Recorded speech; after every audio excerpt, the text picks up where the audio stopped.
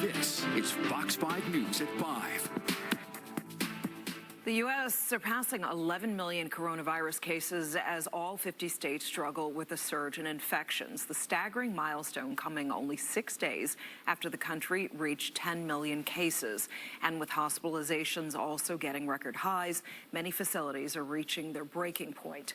More states are going back to stay-at-home orders and strict lockdown measures. Dan Bowens takes a look at the sobering numbers and tough restrictions taking effect nationwide.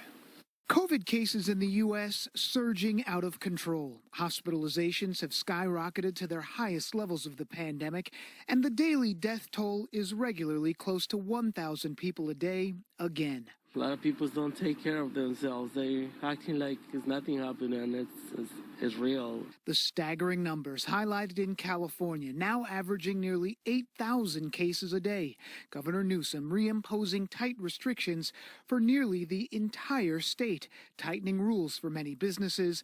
Those measures also include an order not to gather with people outside your own household, especially on Thanksgiving. As the warmer months become and transition colder months, that the heightened risk and heightened concern presents itself. Other states like North Dakota that largely ignored calls for mask wearing over the spring and summer now overrun with infections and dealing with a lack of hospital staff.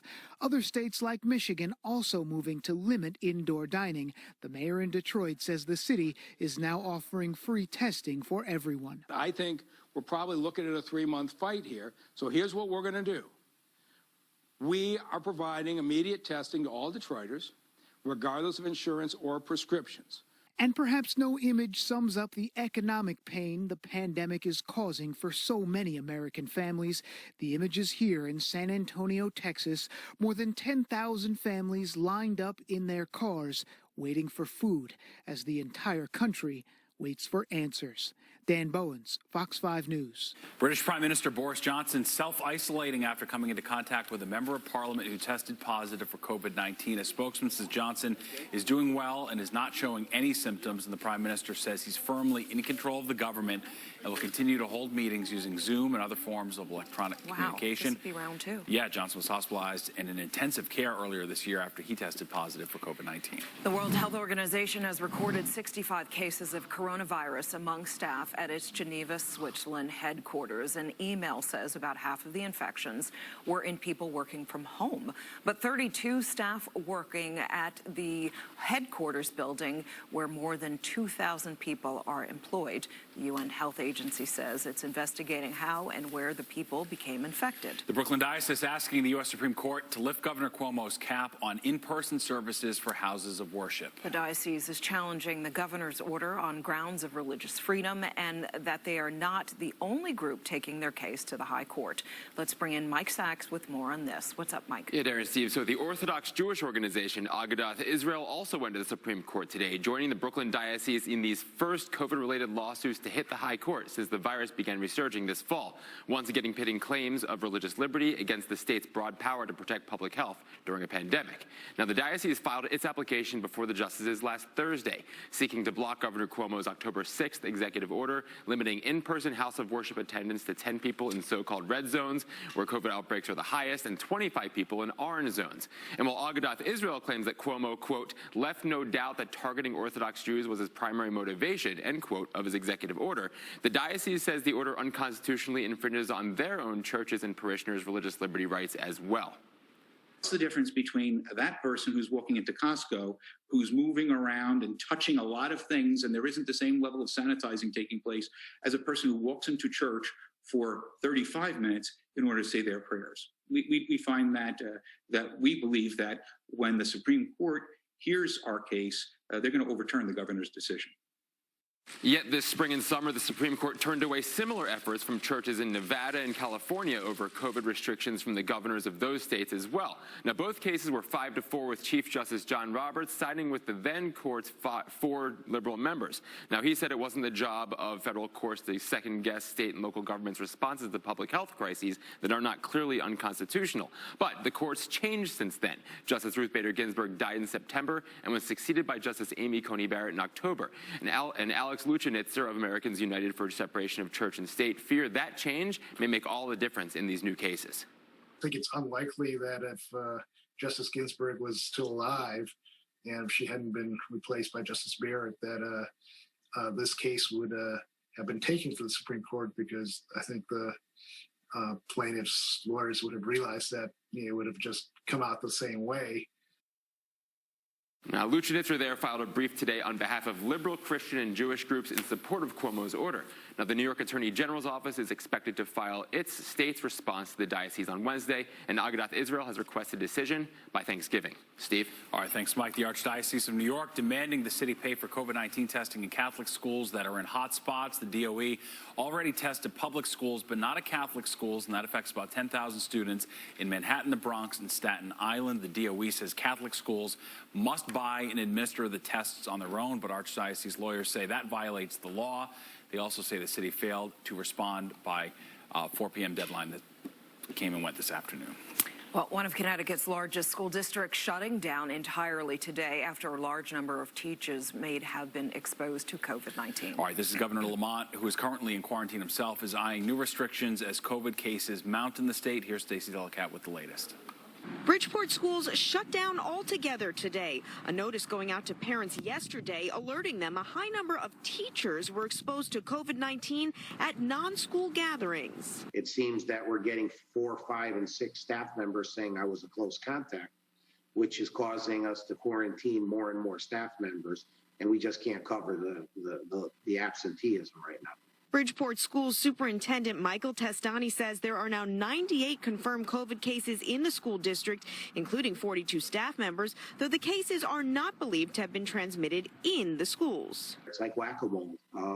As the cases continue to rise, the number of people that require quarantining is making it unsafe to have to staff certain buildings. It comes as COVID cases surge here and around the state. The majority of Connecticut is now considered a red zone, and the statewide positivity rate is around 6%. It's scary. It's scary.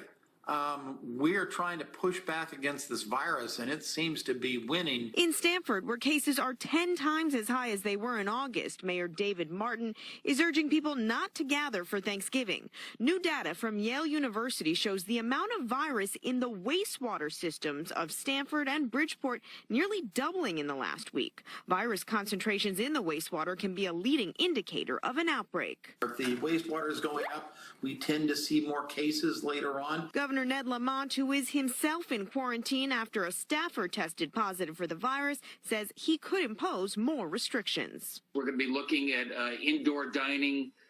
We'll be looking at churches, if we have to, going forward. Those are areas where you maybe have a little more likelihood of spread as opposed to a retail and workplace. Here in Bridgeport, schools will reopen for in-person and remote learning tomorrow. Right now, the plan is to go all remote beginning next Monday, and it's unknown when these schools will open for in-person learning again after the Thanksgiving holiday. In Bridgeport, I'm Stacey Delikat, Fox 5 News. And a stay-at-home order is now in effect in Mount Vernon as COVID cases continue to climb there. It urges everyone not to go out unless it's for work, school, or essentials like food, shopping.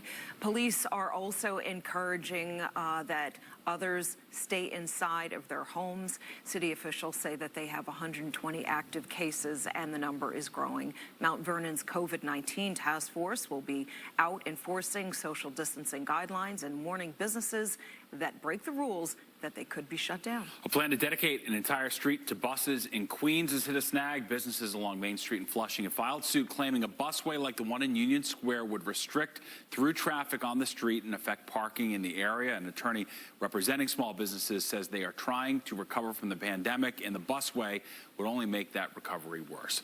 Nassau County Police pulling more illegal guns off the street and taking nearly 24 gang members into custody. As Jodi Goldberg tells us, authorities say that they are not easing up on crime even while they're stretched thin during this pandemic. More than 20 guns taken off the street by Nassau County Police since the beginning of the coronavirus pandemic.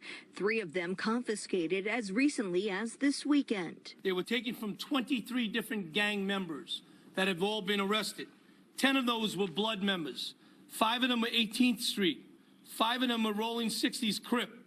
1 of them was a Latin Pride, Salvadorian with Pride, and a folk nation. The most dangerous weapon of them all, this street sweeper gun, which police say can hold up to 100 rounds of ammo. Every single gun here, in my mind, represents lives saved. None of the suspects arrested have been publicly identified as the investigation is ongoing. However, officials say they will all face time in jail if convicted.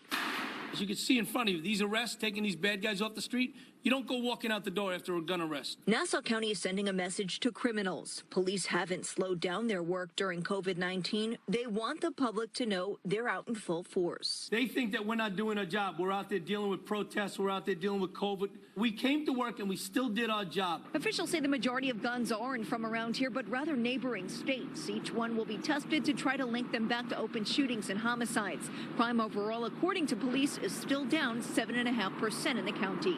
In Mineola, Jodi Goldberg, Fox 5 News. Well, the Giants boosting their shocking playoff hopes again with a win over the Eagles. How they could make it to the postseason with a losing record, the way things are stacking up in the NFC East. And the latest addition to Bryant Park's Winter Village, how they are hosting curling competitions without the ice.